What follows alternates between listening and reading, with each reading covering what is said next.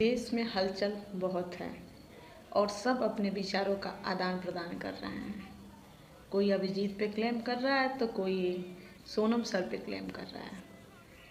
मानते हैं कि दोनों के दोनों लोग बेकार हैं। अगर आप अच्छे हो और ये भी मान लेते हैं कि ये प्रोटेस्ट बेकार है, लेकिन आप अच्छे हो, देश में और भी प्रोटेस्ट हो रहे हैं स्टूडेंट के लिए, तो क्या सारे पॉलिटिकली मोटिवेटेड हैं? सबका मोटिव अपना पॉलिटिक्स में करियर चमकाना है? तुम जितने भी घटिया किस्म के लोग हो, मतलब मेरे मन से इतना, मतलब तुम लोग के लिए क्या ही बताएं।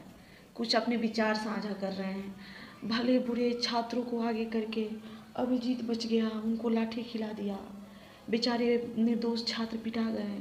मेरा दिमाग तो ये कहता है, अरे भाई तुम अपनी ऐसी घटिया सोच अपने पास रखो, घर में बैठ के दाल चावल खाओ, ज़्यादा बक बक ना करो सोशल मीडिया पे।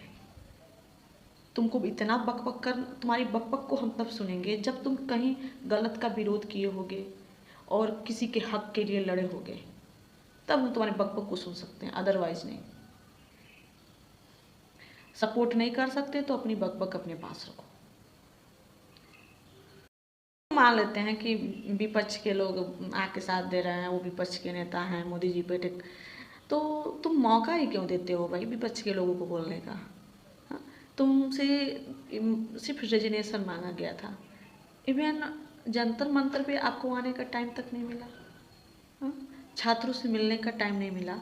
अगर अभिजीत देव के एक आवाज़ नहीं उठाया होता, जो भी उसका इंटेंशन हो, तो ये जो जितने 100 से ज़्यादा पेपर लीक हुए हैं इस कंट्री में, हर पेपर लीक में कोई ना कोई तो सुसाइड करता ही है।